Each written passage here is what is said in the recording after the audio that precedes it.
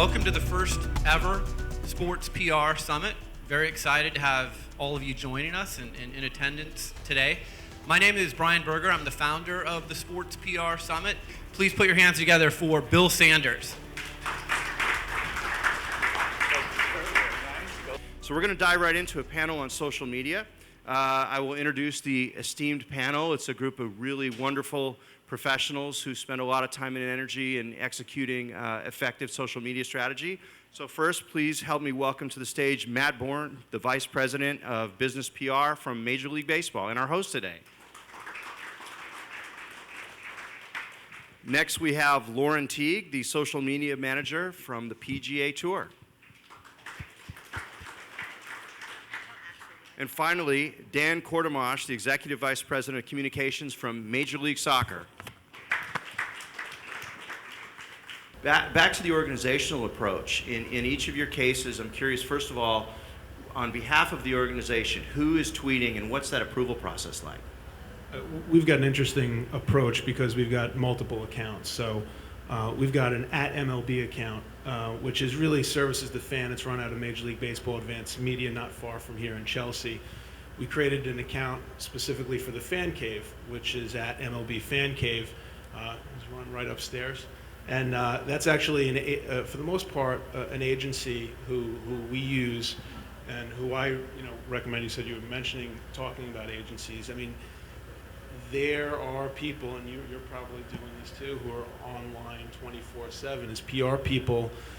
It's hard to be monitoring social media all the time. So our approach is having an outside person kind of paying attention to it as well. And then we've got Jeff Hackelman, who's in our audience here today, who's on it from our PR group and manages the MLB_PR account.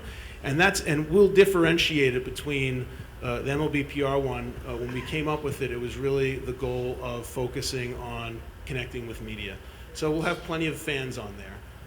But the goal is not to do ticket promotions, not to do merchandise giveaways. The bar that we have to clear is this something a reporter would find interesting, some sort of media outlet would find interesting? And that's, if it's yes, then we'll tweet it. If it's no, then we won't.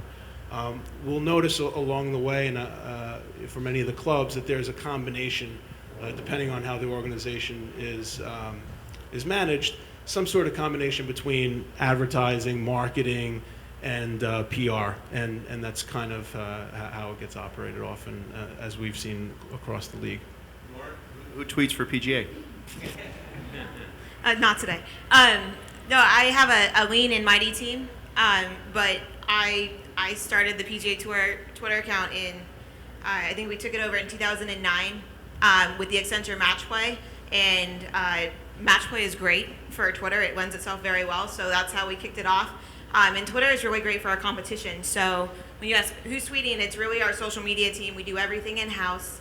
If we're out in an event, we live tweet, from there. You might see more pictures and things, but we really try to keep it holistic so that you can't tell whether we are or we aren't.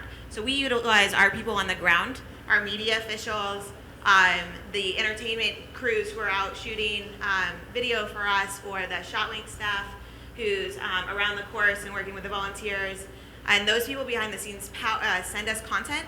So most days we're actually content editors or producers rather than content creators during tournament coverage. And our tournaments run Thursday through Sunday, and a very small percentage of our competition is actually broadcast on TV.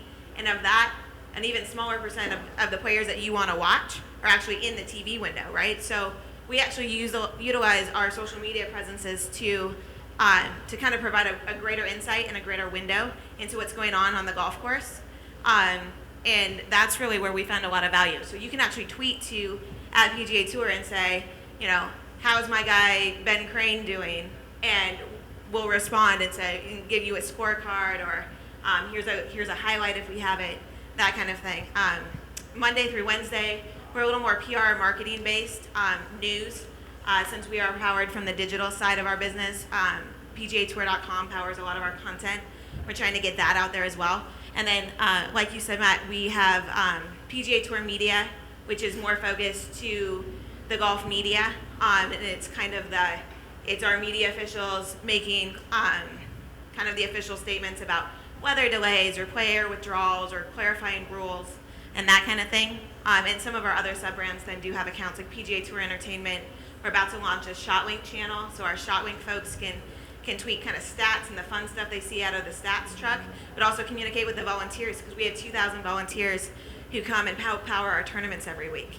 So we're finding different reasons to open different Twitter accounts, but our strategy as a whole has been very PR and marketing focused with the brand, and then really giving the fans what they want to consume Thursday through Sunday for competition.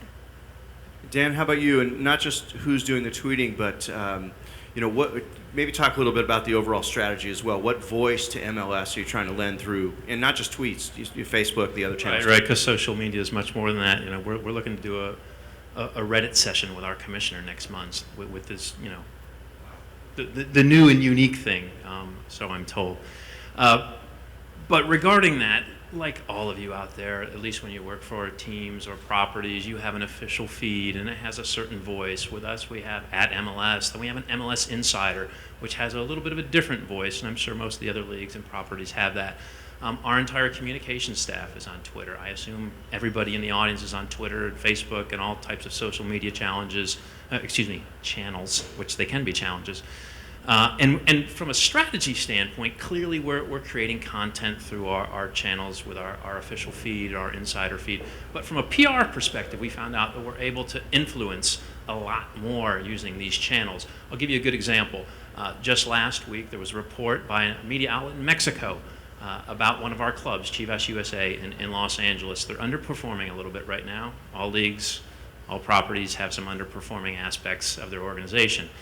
And the report out of Mexico was that Major League Soccer was going to come in and seize operations for Chivas USA, or the team was going to be sold.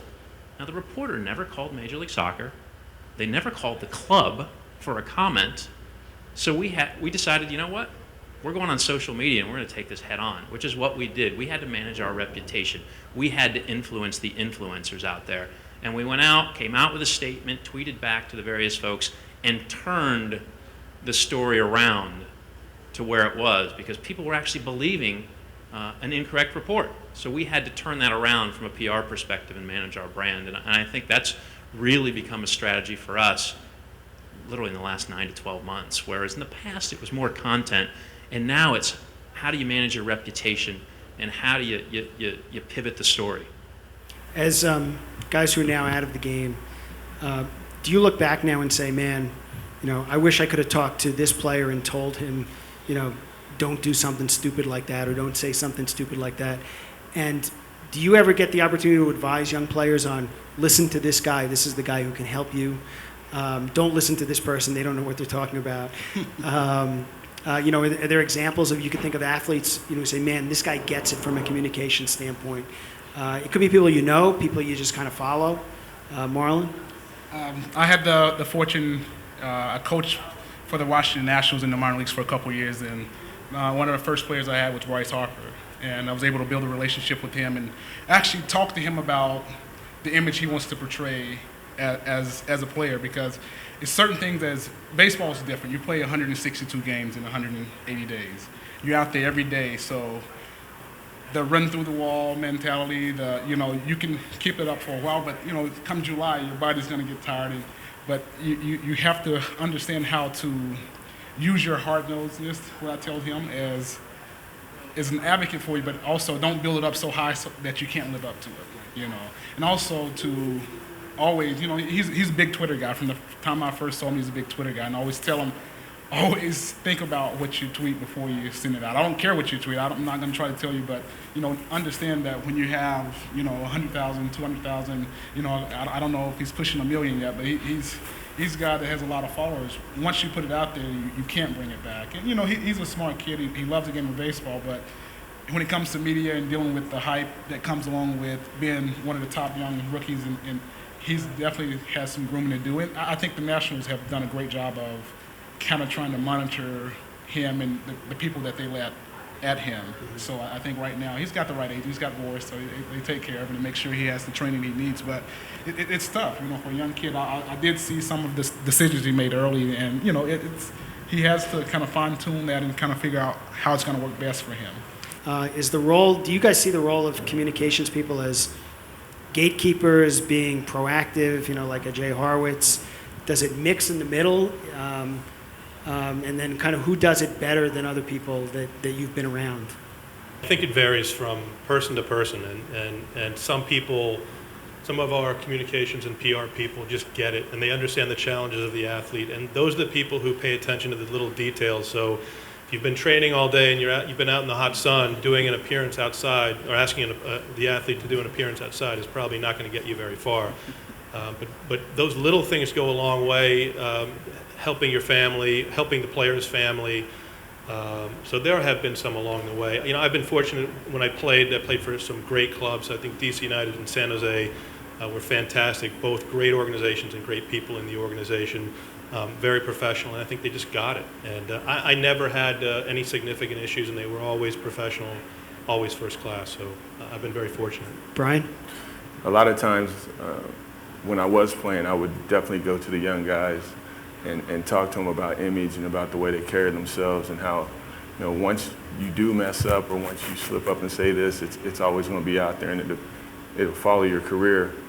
But I also like to think back to when I was a rookie and when I was, in my first 3 years. After a hard practice, last thing you want to do is media. Last thing you want to do is go and have to do a radio interview or something like that. And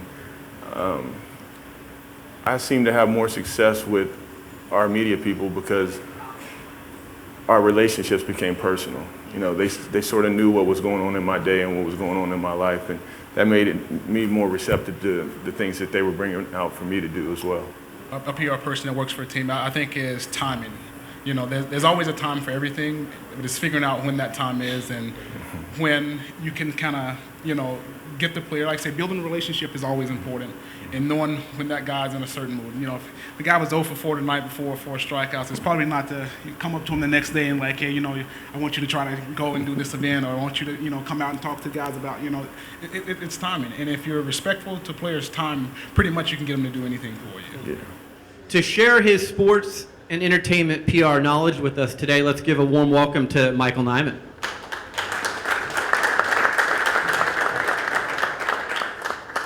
Wanted to talk about one case study in particular, an Olympic athlete, and the focus really is about using PR to advance your own personal and professional aspirations.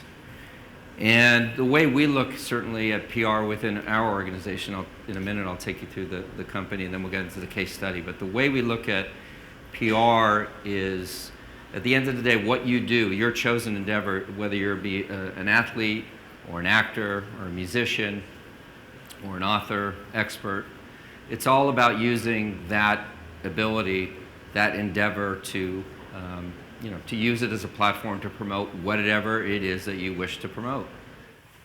Shira Springer is a writer and investigative reporter for the Boston Globe. She was just recently at the forefront of the coverage of the Boston Marathon tragedy. Shira. Hello. Welcome. John Wertheim, author of half a dozen books or so, senior writer and executive editor for Sports Illustrated, and just oversaw the landmark cover story on Jason Collins. And finally, LZ Granderson is a writer and commentator for both ESPN and CNN, and you may have seen him on Outside the Lines discussing that very same Jason Collins story. So a round of applause for our panelists. The time that you came into the business, how has the relationship with PR, with sports PR, changed since that time? I may be the contrary note here. I'm not sure it's gotten better. I think one of the things that I face on a fairly regular basis is a lack of trust. And I've noticed since I've come in, and I sort of came in right when social media started, 97, I'll date myself. I've noticed that there's a lot of Big Brother, much more Big Brother now. A lot of people wanting to monitor what athletes say to reporters, and they're very concerned about what does go out on social media from an athlete perspective. And sometimes I find there are a lot more barriers to get through to get access to people when you're going through PR. What do you do in a situation, though, where you may have a better relationship with the GM or with the player, with the subject, versus the PR staff? And I speak from experience. I mean, there's situations where I've felt like the PR staff is restricting my access to a person who's not, to a entity who's not resistant to talking to me or providing it, and that for me is one of the most difficult aspects. That's the thing that, and I ask you guys, I don't know if you run into that, but how do you handle that when you run into it? I went to a Knicks game, and the PR staff literally stands behind you and takes note of your questions. A few weeks later, I was supposed to do a story on R.A. Dickey and called the Mets, and they said, oh, yeah, we don't really do much for him. Here's his cell phone. Here's his email. He's totally cool. Just go. If you need a press credential, get back to me.